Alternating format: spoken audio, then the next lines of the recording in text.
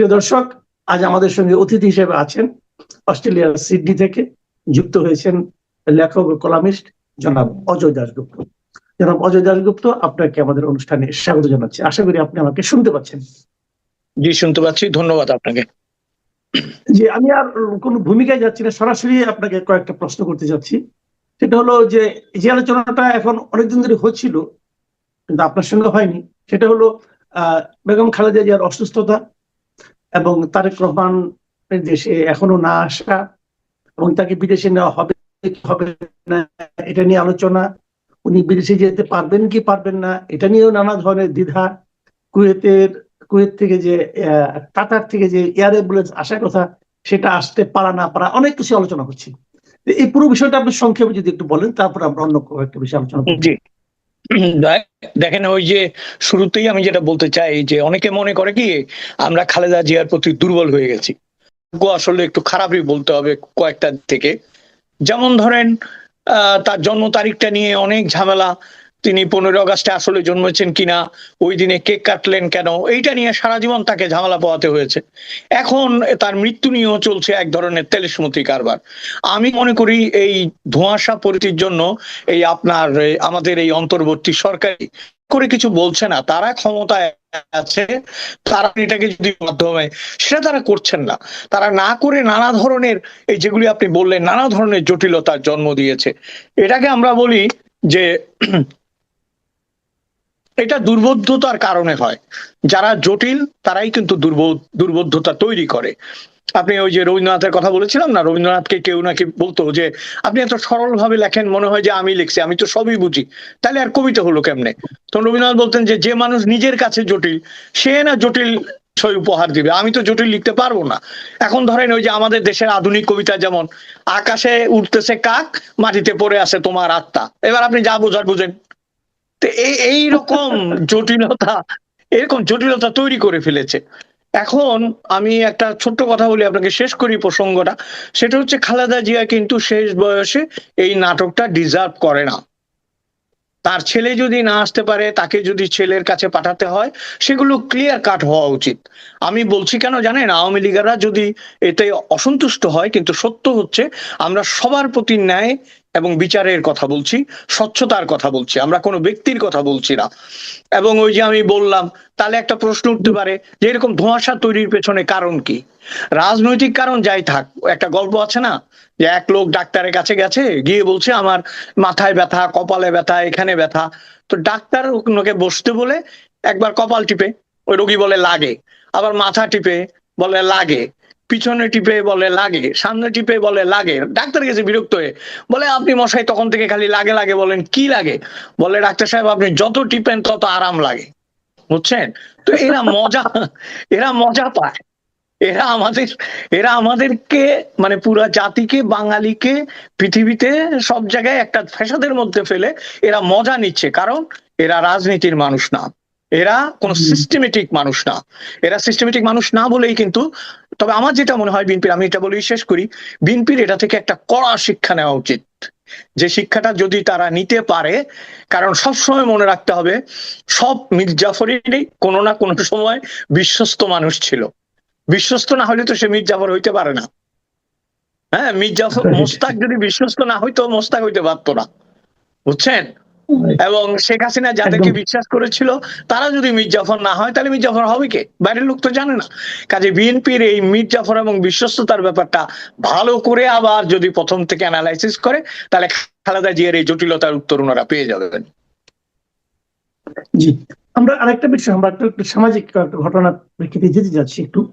আপনি খেয়াল করেছেন গত দুদিন আগে, এটা নিয়ে আমি নিজেও একটা কন্টেন্ট করেছি, দুদিন আগে একটা ঘটনা ঘটেছিল ময়মনসিংহ মেডিকেল কলেজে। হেলথের ডিজি সেখানে গিয়েছিলেন, যে একটা ওটিতে ঢুকলেন, ঢুকে ওটিতে একটা টেবিল দেখলেন, টেবিল দেখে সেই ওটি ইনচার্জকে গালমন্দ করলেন।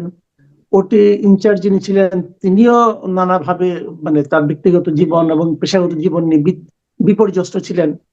সব মিলে একটা মানে কথা কাটাকাটি, যেটা নাকি আমরা শুনতে ভালো লাগেনি, ভিডিওতে আমি দেখেছি, কারণ আমার কাছে খুবই অস্বস্তিকর লেগেছিল। এটা কেন হবে? তো এটা কি কেবল ওই ঘটনাটাই, নাকি আরো অনেক ঘটনার মানে একটা প্রতিফলন এখানে ঘটেছে? দেখেন, সর্বত্র যে অস্থিরতা তার একটা প্রতিফলন হচ্ছে এটা। ওই যে ভদ্রলোক কি যেন যিনি মানে ডাক্তার, যিনি বর্মন, মিস্টার বর্মন, হ্যাঁ ডাক্তার বর্মন, হ্যাঁ। বর্মন, উনি একটা কথা বলছে, বলে আমার নাম শোনার সাথে সাথে উনি কেঁপে গেছে। এটা বলছে কিন্তু সে, বুঝছেন? এখন আচ্ছা, আচ্ছা, হ্যাঁ, প্রশ্ন হচ্ছে, নাম শুনে ক্ষেপে যাওয়ার পেছনে কি একটা ইঙ্গিত দিয়েছে, কিন্তু একটা ইঙ্গিত সে রাইট। দিয়েছে, হুম, মানে কাদের উপর খেপা যাবে, কাদের উপর খেপা যাবে না। যেমন কোন রকমে আওয়ামী লীগের গন্ধ পেলে খেপা খেপা সহজ, হুম, সংখ্যালঘু হলে খেপা সহজ, প্রগতিশীল বাঙালি মুসলমান হলে তার বিরুদ্ধে খেপা সহজ।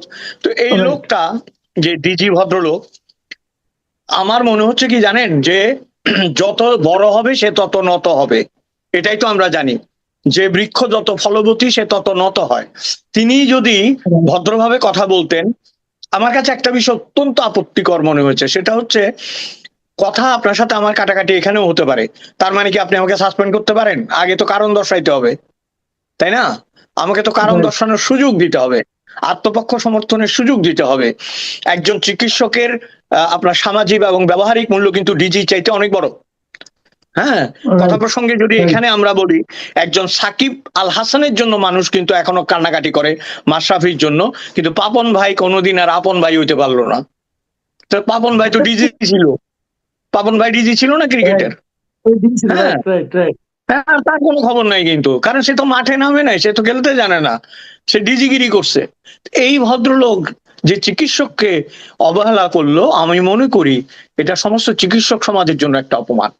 ধরেন তিনি যদি কটু কথা বলে থাকেন, সেটা যদি ডিসিপ্লিনারি অ্যাকশনের জায়গায় যায়, তার একটা তরিকা আছে, নিয়ম আছে। সোজা কথায় ঘটনাটা প্রমাণ করেছে, বাংলাদেশে এখন ন্যায়, নিয়ম, নীতি এগুলো কোনো কিছুই অ্যাপ্লিকেবল না। এবং আপনি দেখেন, আপনি একদম, আপনি দেখেন এখানে আমি বলে একটা কথা বলি, আপনি দেখবেন বিদেশ সাহেব কিন্তু বলতেছিলেন এই ছবি তুলো, ভিডিও করো। তো এইটা কেন? এটা কি এক ধরনের মাস্তানি নাকি? মাস্তানি পরে ধরেন, কে না ভাই ভাইরাল হইতে চায় কন্ত? এই যে আমি আর আপনি করতেছি, আমরাও তো ভাইরাল হইতে চাই। ডিজি সাহেবের বুড়ো কালে একটু খাইয়া চলছে, ভাইরাল হবে। এখন ভাইরাল হলে কোন দিকে যাবে এটা টের পাইনি। আমি যেটা দেখলাম, we have to look into the positive side. Positive সাইডটাতে খেয়াল রাখতে হবে। পজিটিভ সাইড হচ্ছে, উনি কিন্তু নিন্দিত হচ্ছেন। যতগুলো মানে যে সমস্ত মানুষকে আমরা ভালো মানুষ হিসাবে জানি, সংবেদনশীল মানুষ হিসাবে জানি এবং পরিণত, সবাই নিন্দা করেছে, তারা সবাই নিন্দা করেছে, এবং নিন্দা করার কারণ হচ্ছে তার উগ্র ব্যবহার। ভিডিও করে তিনি আসলে এটা ভালো করেননি, তিনি কি দেখাতে চেয়েছেন, কি মাস্তানি করতে চেয়েছেন কে জানে, কিন্তু এই বয়সে তো আসলে উনার দম নাই আর মাস্তানি করার, এটা তো বুঝতে হবে, তাই না? দম তো শেষ হয়ে আসছে, বুঝলেন না? আচ্ছা, দলের কথা যখন বললেন, আমি আরেকটা প্রসঙ্গে একটু আসি, যে আমরা কিন্তু সোশ্যাল মিডিয়া ইদানিং মানে খুব দম দেওয়া লোকদেরকে দেখি, মানে প্রচন্ড দম নিয়ে তারা উপস্থিত হন এবং ভাঙতে ভাঙতে তারা স্বাধীনতাকে ভাঙতে চান, বিজয় দিবসকে ভাঙতে চান, এবং মানে আমাদের স্বাধীনতাই ছিল না এটাও বলতে চান।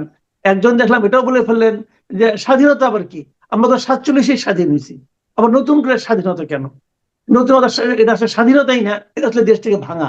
এই ধরনের কথা কিন্তু আজকাল বেশ জোরে সোরে উচ্চারিত হচ্ছে। তো এগুলো কেন হচ্ছে এটা আমরা হয়তো একটু, তো ব্যারিস্টার ফুয়াদ যেটা করলেন সেটা নিয়ে আমরা সমালোচনা করতে পারি, কথার জবাব কথায় দিতে পারি, কিন্তু ওনার উপরে যে শারীরিক আক্রমণটা হলো, এটাকে কি আপনি মব বলবেন? অথবা মব যদি বলেন অথবা মব না বলেন, কেন বলবেন না? অথবা এটার উৎপত্তিটা হলো বা থেকে? জি, প্রথম কথা হচ্ছে যে আমি এখানে মনে করি যে ঢিলটি মারিলে পাটকেলটি খাইতে হয়। এখন এরকম আওয়ামী লীগও মনে করেছিল যে অপ্রতিরোধ্য, আমাকে কে মারতে আসবে, তাই না? এবং মবের আপনি যেটা বললেন, যারা এখন মার খাচ্ছে তারা তো মবের জনক। আপনার মনে আছে ফজলুর রহমান সাহেবের বাসার নিচে দাঁড়িয়ে কি ভাষায় তাকে গালাগালি করা হয়েছিল? এটা মব না? 32 নম্বরে যে আক্রমণ হয়েছে, এটা মব না? তারপরে ধরেন বিভিন্ন শিক্ষক বা আমাদের সিনিয়র মানুষদেরকে যেভাবে অপমান করা হয়েছে, তখন যারা মজা লুটেছে, এখন তাদের বিরুদ্ধে আবার হয়তো মব নেমে এসেছে। হ্যাঁ, মব, আমি কিন্তু কোনোটাকেই সমর্থন করছি না। ওই সময় আমরা যেমন পীড়িত হয়েছি, আহত হয়েছি, দুঃখ পেয়েছি, এখন এই ঘটনার জন্য দুঃখ পাওয়ার আগে তো আমার ওগুলো চিন্তা করতে হবে। আমি তো দুঃখ পেতে পারছি না, কারণ দুঃখ পাওয়ার জায়গাটা আপনি বন্ধ করে দিচ্ছেন, তাই না? আপনি টক শোতে গিয়ে যেসব কথা বলেছেন, যেভাবে উত্তেজিত করেছেন মানুষকে, যেভাবে দেশ ও ইতিহাসের বিরুদ্ধে বলেছেন, একটা না একটা সময় তো মানুষ রুখে দাঁড়াবেই। এটা আমার কি মনে হয় জানেন, যে যখনই এইরকম হয় কাঁচের স্বর্গে থেকে ঢিল ছুটতে শুরু করে, কিন্তু ভুলে যায় যে নিজে কাঁচের ঘরে আছে। আমি আবারও বলছি, আমি মবের সমর্থক নই, মবের এই দৌরাত্ম্য বন্ধ হওয়া উচিত, কিন্তু বাংলাদেশের 90% মানুষের মনে মবের যে ভয় ঢুকেছে, আমার জানা মতে যে ভয়টা ঢুকেছে মানুষের, যে কারণে মানুষ মুখ বন্ধ করে আছে, এটা তার একটা বহিঃপ্রকাশ মাত্র, এবং এটা যদি কন্টিনিউ হয় তাদের জন্য বিপদ বাড়বে, বই কমবে না।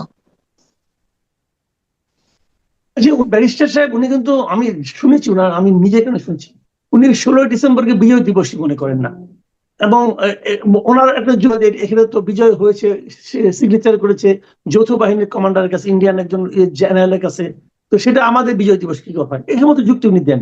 আবার আরেকজন ব্যারিস্টার আছেন, ব্যারিস্টার শাহরিয়ার, উনি দেখলাম আরেক ব্যারিস্টার, উনিও দেখি বিভিন্ন জায়গায় বেশ বস্তা বস্তা নিয়ে যান, নথিপত্র নিয়ে যান, এবং নিয়ে কিছু কিছু বলেন যে উনি আবার আরো এক ধাপ পিছিয়ে গেছেন, আরো এক ধাপ, যে বঙ্গবন্ধু নাকি মানে একজন মানে আর কি, উনি আমাদের দেশের মানুষের প্রতারণা করেছেন, উনি স্বৈরাচারের জনক, এমন তেমন এগুলো বলেন।